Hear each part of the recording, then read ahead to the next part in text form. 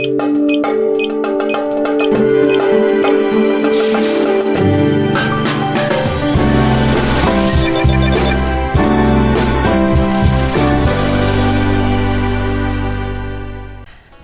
rôzne kultúry prostredníctvom umenia. To je hlavná myšlienka výtvarného sympózia Multipoint, ktoré už po 4. krát zorganizovalo Art Studio v Nitre.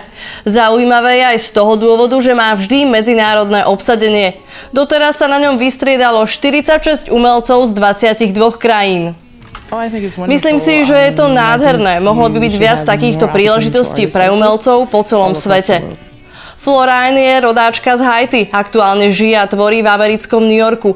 Európu už stihla navštíviť, na Slovensku však bola prvýkrát. Páčilo sa jej tu, našu krajinu hodnotila ako tichú a pokojnú. A čo prípadné rozdiely medzi umelcami u nás a v Amerike? Nie sú to veľké rozdiely. Myslím si, že všetci umelci sú vždy pohltení tým procesom, tou myšlienkou, takže nie. Aj umelci tu sú dobrí a zanietení. Zahraničným účastníkom sympózia bol aj Danešvar z Indie. S umením už navštívil Taliansko, Dánsko, Švédsko, u nás bol tiež poprvý raz. Myslím si, že myšlienka tohto podujatia je skvelá a je to ozaj skvelá príležitosť pre všetkých umelcov, čo sú tu. Slovensko nie je veľké, nevidel som tu veľa galérií a múzeí a toto sympózium je prospešné aj pre krajinu a vašich umelcov. Môžeme sa vzájomne ovplyvňovať, máme šancu porozumieť slovenskej kultúre a ľuďom, možno aj z politického či geografického pohľadu. Do budúcnosti mi to môže dať nové idei, nové inšpirácie a tiež môžem o tejto skúsenosti porozprávať kolegom a priateľom a možno nás tiež budú chcieť sem prísť. V umení u nás a v Indii vidí veľa rozdielov, no umelci sú podľa neho všade rovnakí. Situácia umelcov je rovnaká. Nemáme štúdia, nemáme veľké priestory, umelci nemajú dosť peňazí na svoju prácu. Cesty, ako sa dostať na sympózium, sú rôzne. Prvá je hĺbkový prieskum portfólií výtvarníkov po celom svete samotnými organizátormi. Druhá je z opačnej strany, keď sa o sympóziu dozvedia výtvarníci prostredníctvom sociálnych sietí alebo internetu, kde sú o Multipointe pravidelne uverejňované výzvy. Čo nás už veľmi teší, že vlastne tento rok alebo už aj minulý ročník sa vlastne výtvarníci ozývali aj na základe osobných odporúčaní ľudí, ktorí sa zúčastnili predtým. Naďalej bol napríklad Nový Zéland, Mexiko, Spojené štáty, Čína, naprieč celou Európou, všetky krajiny, či aj z Európskej únie alebo mimo Európskej únie. Takže to naozaj veľmi pestré a zaujímavé. Nie je to len tá prvá úroveň alebo tá prvá rovina, že to je len o tvorení, ale je to aj o tvorení ďalších väzieb a vzťahov, ktoré ďalej pretrvávajú a ľudia zostávajú v kontakte a je to strašne príjemné.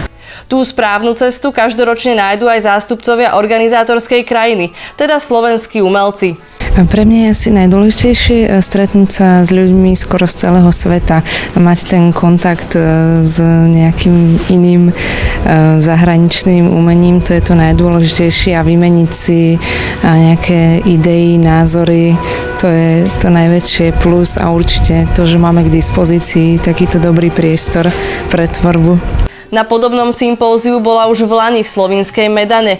Je to pre ňu aj čosi ako malý sociologický prieskum. Máme všetci vo vnútri to isté, že pracujeme z nejakej potreby tvoriť a tak ďalej, ale určite ten historický background je iný a je pre mňa úplne nové, ako tvorí napríklad umelec z Indie a ako premýšľa Newyorčanka, ktorá pochádza z Haiti, takže je to iné. Pripraviť takéto podujatie nie je vôbec jednoduché. Podľa spoluorganizátorky trvá od skončenia jedného do začatia druhého. Tá práca vlastne je taká celoročná, lebo to, že jedno sympózium skončí, to ešte neznamená, že sa tam dá spraviť nejaká veľká odmlka, pretože nastáva spracovávanie materiálov, či už foto alebo videodokumentácie, takisto komunikácia s účastníkmi, alebo ešte rôzne nejaké po sympóziové záležitosti, ktoré treba vyriešiť.